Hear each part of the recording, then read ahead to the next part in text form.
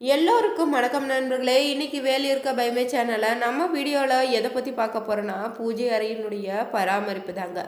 ஒரு ஆன்மீக சம்பந்தமான ஒரு தெளிவான பதிவு தான் இந்த வீடியோவில் பார்க்க போகிறோம். பூஜை அறையில் நீங்கள் எப்படி வழிபடணும், எந்தெந்த பொருட்கள் பூஜை அறையில் கட்டாயமாக இருக்கணும், எந்தெந்த பொருட்கள் வைக்கக்கூடாதுன்னு தெரியுமாங்க. இதை தெரிஞ்சு நாம் வழிபட்டாலே நம்முடைய பூஜையினுடைய பலன் பார்த்திங்கன்னா முழுமையாக கிடைத்திடுங்க. இந்த வீடியோ உங்களுக்கு பயனுள்ள தகவல் நிறைந்ததாக இருக்கும். அதனால் கடைசி வரைக்குமே நீங்கள் ஸ்கிப் பண்ணாமல் பாருங்கள். இது போன்ற சுவாரஸ்யமான பதிவுகளுக்கு மறக்காமல் வேலியிருக்க பைமை சேனலுடைய பெல் பட்டனை கிளிக் பண்ணி சேனலை சப்ஸ்கிரைப் பண்ணிக்கோங்க. லைக் பண்ணுங்கள், ஷேர் பண்ணுங்கள், கமெண்ட் பண்ணுங்கள். மேலும் பார்த்தீங்கன்னா உங்களுக்கு ஜோதிட ரீதியான சந்தேகம் இருந்துச்சுன்னா ஜோதிடத்தில் ஒரு தெளிவான பதிவையும் பரிகாரத்தையும் பெற்றுக்கொள்ள வீடியோவில் டிஸ்கிரிப்ஷனில் கொடுத்துருக்க நம்பருக்கு மறக்காமல் கால் பண்ணி தெரிஞ்சுக்கோங்க. வாங்க நண்பர்களே, வீடியோக்குள்ளே போகலாம். பொதுவாகவே நாம் வீடு கட்டும்போதே பார்த்திங்கன்னா வாஸ்து சாஸ்திர முறைப்படி தாங்க ஒவ்வொன்றையும் பார்த்து அமைச்சிருப்போம்ல. ஆனால் பூஜை அறையை அப்படி அமைக்கும்போது எந்தெந்த விஷயங்கள் செய்கிறோம், எப்படி பராமரிக்கணும்னு, எந்த மாதிரியான படங்களை வீட்டில் வைக்கலான்னு, சுவாமியினுடைய உருவங்களை வைக்கக்கூடாதுன்னு பல சந்தேகம் இருக்குது இல்லைங்க. அதற்கான ஒரு தெளிவான பதிவு இந்த வீடியோவில் தரப்பட்டிருக்கு. சில கோவில்களுக்கு சென்று விட்டு வரும்போது அந்த தெய்வத்தை படத்தை கொண்டு வீட்டுக்கு வாங்கி வருவீங்கல்ல, இது வீட்டில் வைக்கலாமா வேணாமான்னு கூட கேள்வி உங்களுக்குள்ளே இருக்குது இல்லைங்க. அப்படியே நீங்கள் வீட்டிற்கு வாங்கி கொண்டு போனீங்கன்னா தீய பழங்கள் ஏற்பட்டு விடுமோன்னு பயமோ மனதிற்குள்ளே நிலவுதில்லைங்க.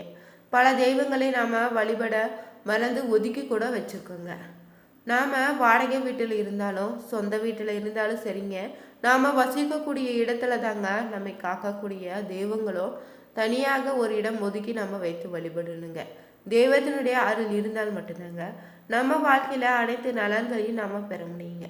சில வீடுகளில் நீங்கள் தனியாக பூஜை அறை இருக்கும், ஆனால் வாடகை வீடுகளில் சிறு வீடுகளில் இருப்பவங்களுக்கு இப்படிப்பட்ட பூஜை அறை அமைக்க வாய்ப்பு இருக்காது இல்லைங்க. சிறிய இடத்தை மட்டும் நீங்கள் வழிபாட்டிற்காக ஒதுக்கி வச்சுக்கோங்க. பூஜை அறையை எப்படி இருந்தாலும் எந்தெந்த சுவாமி படங்களை வீட்டில் வைக்கணும்னோ, பூஜை அறையை எப்படி பராமரிக்கணும், பல சந்தேகத்துக்கு ஒரு தெளிவான பதிவு தான் இந்த வீடியோவில் நம்ம பார்க்குறோங்க. பூஜை அறையே இல்லைன்னா தெய்வ படங்களை வைப்பதாக இருந்தீங்கன்னா ஒதுக்கி வைத்திருக்கக்கூடிய சிறிய இடத்திலே நீங்கள் வைத்திடுங்க. மேலும் பார்த்தீங்கன்னா அந்த இடம் நீங்கள் சுத்தமாகவும் நறுமணம் நிறைந்ததாக பார்த்துக்கோங்க. சுவாமி படங்களை நீங்கள் எப்போதும் கிழக்கு, மேற்கு, வடக்கு ஆகிய திசைகளை நோக்கி இருக்கும்படி வைத்து வழிபடுங்க. தட்சிணாமூர்த்தி, நடராஜர் போன்ற சுவாமி படங்கள் மற்றும் தெற்கு நோக்கி பார்த்து வழிபடணுமா. இறந்தவர்களுடைய படங்களை பூஜை அறையிலோ சுவாமி படங்களுடன் சேர்த்து வைக்காதீங்க. நம்முடைய முன்னோர்கள் வைத்து வழிபட்டாங்கன்னு அவைகள் நன்றாக இருந்தால் மட்டும்தான் நாமும் பூஜை அறையில் வைத்து வழிபடணுங்க. சேதமடைந்த சுவாமி படங்கள் இல்லை சிலைகளை வீட்டில் வைத்து வழிபடாதீங்க.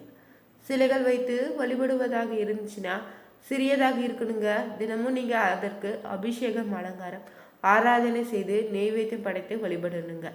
அப்படிப்பட்ட சிலைகள் இருந்தால் மட்டும் வைத்து வழிபடுங்க. நீங்கள் ஒரு கோவிலுக்கு போய் அங்கே இருக்கக்கூடிய சாமி படங்களை வாங்கி வந்து வீட்டில் வைத்து மட்டும் போதாதுங்க. அந்த தெய்வமும் பார்த்தீங்கன்னா நம்முடைய வீட்டில் நிலை பெற்று இருக்கணும். இதை நினைவுல வச்சுக்கோங்க. அந்த தெய்வத்திற்கு உரிய மந்திரன்னு பதிகங்களை நீங்கள் தொடர்ந்து பாராயணம் செய்து கொண்டே தாங்க இருக்கணும். அந்த ஒளியால் ஈர்க்கப்பட்டு தாங்க அந்த தெய்வத்தினுடைய படத்திற்கு உரியேறி அந்த தெய்வத்தினுடைய அருள் பார்த்தீங்கன்னா வீட்டில் நிலைத்திருக்குன்னு சொல்லலாம். உரியேற திரியேற என்பதை போல சிலர் வீடுகளில் நீங்கள் தெய்வ படங்கள் தங்களிடம் பேசுவதை போல இருப்பதற்கான காரணமும் இதுதாங்க. அனைத்து சுவாமி படங்களையும் நீங்கள் வைக்க வேண்டும் என்பதற்காக அடைத்தது போல சுவாமி படங்களையோ ஒரு படத்தின் மீது மற்ற படங்களையோ சொருகி வைக்காதீங்க. வீட்டில் வைத்துள்ள தெய்வத்தினுடைய படம் தெளிவாக தெரியும்படி சுவாமி படங்களை பூஜை அறையில் வைத்து வழிபடுங்க. மேலும் பார்த்தீங்கன்னா புதிதாக வீட்டிற்கு குடியேற போவதாக இருந்தீங்கன்னா, வீட்டில் கிரகப்பிரவேசம் செய்ய போவதாக இருந்தாலும் கேட்டிங்கன்னா கடைகளில் 5 தெய்வங்கள் ஒன்றாக இருக்கக்கூடிய ஒரு படத்தை கொடுப்பாங்கல்ல. இதில் நடுவில் பார்த்தீங்கன்னா விநாயகர்னே, இரு பக்கத்திலும் சரஸ்வதி, லட்சுமி, அவர்களுக்கு அருகில் தாங்க ஒரு புறம் திருப்பதி பெருமாள்னு மற்றொரு புறத்தில் பார்த்தீங்கன்னா முருகப்பெருமான் இருப்பது போல ஒரு படம் இருக்கும். இந்த படத்தை நீங்கள் வீட்டில் வைத்து வழிபடலாங்க. விநாயகர் பார்த்தீங்கன்னா வினைகளையுமே தடைகளையும் விளக்கக்கூடியவராக இருக்கிறாரு. சரஸ்வதி தேவி பார்த்தீங்கன்னா அறிவு, ஞானத்தையும் கலைகளில் தேர்ச்சி கொடுக்கக்கூடியவளாக இருக்கிறா. மகாலட்சுமி பார்த்தீங்கன்னா செல்வ பலங்களை தரக்கூடியவளாக இருக்கிறார். திருப்பதி பெருமாள் பார்த்தீங்கன்னா உங்களுடைய குடும்ப ஒற்றுமைக்கு வழிவகுப்பாருங்க. மகிழ்ச்சி செல்வத்துக்கும் உரியவராக இருக்கக்கூடியவர் தாங்க பெருமாளுமே. கையில வேலுடன் இருக்கக்கூடிய முருகப்பெருமான் பார்த்தீங்கன்னா நமக்கு எந்த பிரச்சனை என்றாலும் நம்ம இருக்கக்கூடிய இடத்துல ஓடி வந்து நமக்கு அருள் புரிந்து வெற்றிகளை தரக்கூடியவர்கள். இவை அத்தனை நலன்களும் ஒன்று சேர கிடைக்கக்கூடிய இந்த சுவாமி படத்தை வீட்டில் வைத்து வழிபடுவது சிறப்பான பலன்களை ஏற்படுத்தி தருங்க. அம்மன், சிவன் போன்ற தெய்வங்கள் இஷ்ட தெய்வங்களாக இருந்துச்சுன்னா அந்த தெய்வ படங்களை நீங்கள் வீடுகளை வைத்து வழிபடலாங்க. திருப்பதி பெருமாள் படங்களை வீட்டில் வைத்திருப்பது மிகவும் நல்லதுங்க. நவகிரகங்களுடைய படங்களில் நீங்கள் வீடுகளை வைத்து வழிபடக்கூடாதுங்க. அதே போல் பார்த்தீங்கன்னா நவகிரக தோஷம் இருந்துச்சுன்னா அந்த கிரகத்திற்குரிய தெய்வத்தை வழிபட்டு வாங்க. காளி, பிருத்ரியங்கா தேவி, நரசிம்மர் போன்ற உக்கிர தெய்வங்களுடைய படங்களை வீடுகளை வைத்து வழிபடக்கூடாதுங்க. இந்த தெய்வங்கள் பார்த்தீங்கன்னா உக்கிர வடிவம் கொண்டதற்கு காரணம்னா தன்னை சரணடைந்த பக்தர்களை காப்பதுக்காக மட்டும்தாங்க. அதனால் இந்த தெய்வங்களுடைய உருவங்களை வீட்டில் வைத்து கூட வழிபடுங்க. எந்த தெய்வத்தின் படம் வீட்டில் இருந்துச்சுனாலும் இல்லைன்னா கூட குலதெய்வத்தின் படம் உங்கள் வீட்டு பூஜையில் கட்டாயம் இருக்கணுங்க. குலதெய்வத்தினுடைய படத்திற்கு நீங்கள் தினமும் பூ போட்டு கற்பூரம் காட்டி ஏதாவது நெய்வேத்தியம் படைத்து வழிபாடு செய்வது குடும்ப நலனை சிறக்க செய்யும். எந்திரங்களை வீட்டில் வைத்து வழிபடலாங்க. ஆனால் அந்த எந்திரத்தின் அடைக்கப்பட்டிருக்கூடிய தெய்வத்திற்கு எவ்வளவுதான் தினமும் நீங்கள் மந்திர ஜபம் செய்து வழிபட்டு வந்தாலும் 12 ஆண்டுகள் மட்டும்தான் சக்தி இருக்குமாங்க. அதற்கு பிறகு அது சாதாரண தகடாக மாறிடுங்க. அப்படி மாறிய பிறகு நீங்கள் ஏதாவது துசக்தி வீட்டில் இருந்துச்சுன்னா அதை ஈர்த்து வச்சுக்குமா. நல்ல சக்தியை பூஜை செய்வதற்கு பதிலாக பார்த்தீங்கன்னா துசக்தியை பூஜை செய்ய நிலை ஏற்பட்டுடுங்க. இதனால் முடிந்தவரை பார்த்தீங்கன்னா எந்திரங்களை பூஜை அறைகளை வைத்து வழிபடுவதை தவிர்த்துக்கோங்க. சாஸ்திரம் மட்டும் இல்லைங்க, ஆன்மீக ரீதியாகவும் நீங்கள் பார்த்தீங்கன்னா உங்கள் வீட்டில் மிக முக்கியமான இடங்களில் பூஜை அறை இருக்குதுல்ல. நாம் வீட்டில் பூஜை அறையை எப்படி வைத்திருக்கோமோ அதை பொறுத்து தாங்க நம்ம வீட்டில் செல்வ நிலையும் மகிழ்ச்சி நிம்மதி ஆகியவைக்கு அமையும்னே சொல்லலாம். பூஜை அறையில் நாம் வைக்கக்கூடிய மற்றும் தினசரி பயன்படுத்தக்கூடிய பொருள் தாங்க நம்ம வீட்டுக்கு அதிர்ஷ்டத்தையும் செல்வ வளத்தையும் வெற்றியும் மகிழ்ச்சியையும் ஈர்த்து கொடுக்கக்கூடியதாக இருக்குதுங்க. அப்படி பார்த்தீங்கன்னா சில குறிப்பிட்ட பொருட்களை நீங்கள் பூஜை அறையில் கண்டிப்பாக இருக்கணுங்க.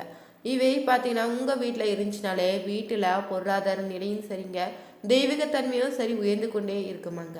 பூஜை அறையில் நாம் செய்யக்கூடிய சில விஷயங்கள் பார்த்தீங்கன்னா வீட்டில் தெய்வ சக்தியை ஈர்த்து வீட்டில் நிரந்தரமாக தங்க செய்திடுமா.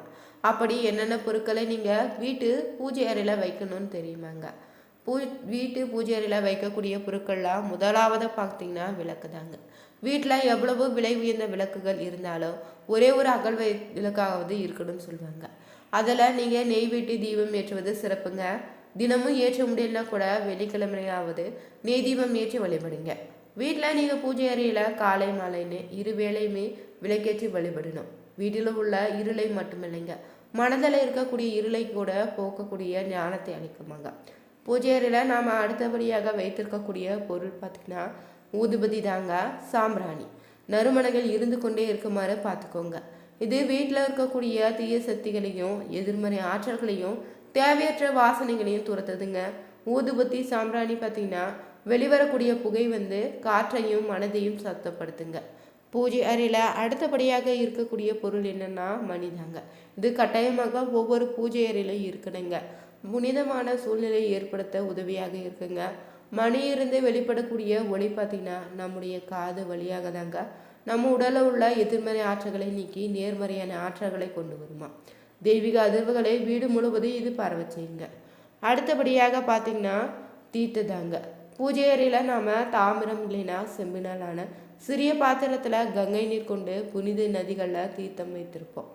வீட்டில் இது தீய சக்திகளை அண்ணாமல் பாதுகாப்பதோடு மட்டும் இல்லைங்க, வீட்டை புனித தன்மையுடன் வைத்திருக்க உதவியாக இருக்குங்க. வீட்டு பூஜை அறையில் பார்த்தீங்கன்னா விநாயகர்னு, மகாலட்சுமி, சிவபெருமான் உள்ளிட்ட சுவாமி படங்கள் இருக்குமாறு பார்த்துக்கோங்க. இதற்கு நீங்கள் தினமும் கூட பூஜை செய்யலாங்க. வேல் லிங்கம் வைத்திருப்பவங்க வாரத்திற்கு ஒரு முறையாவது நீங்கள் அபிஷேகம் செய்து பூஜை செய்து வழிபடணுங்க. இது வீட்டில் தெய்வ அருளையுமே செல்வ வளத்தையும் பாதுகாப்பு ஈர்த்து கொண்டே இருக்குங்க. அதே சமயம் நீங்கள் இறந்த நம்முடைய முன்னோர்களின் படங்களை பூஜை அறையில் சுவாமி படங்களும் சேர்த்து வைக்காதீங்க. இது வீட்டில் எதிர்மறை ஆற்றல்களை அதிகரிக்க செய்திடும். அதே போல் பார்த்திங்கன்னா வீட்டில் வைப்பதற்கு சுவாமி பட சிலைகள் தேர்வு செய்யும் போது கவனமாக தேர்வு செய்யுங்க. படத்திற்கு போடக்கூடிய பூக்கள் எப்போதுமே புது பூவாக இருக்குமாறு பார்த்துக்கோங்க. பழைய பூக்களை அகற்றிடுங்க. இந்த வீடியோ உங்களுக்கு பயனுள்ள தகவலாக இருக்கும்னு நினைக்கிறேன். அதனால மறக்காம வேலியிருக்க பைமை சேனலை பெல் பட்டனை கிளிக் பண்ணி சேனலை சப்ஸ்கிரைப் பண்ணிக்கோங்க. லைக் பண்ணுங்க, ஷேர் பண்ணுங்க, கமெண்ட் பண்ணுங்க. Thank you viewers.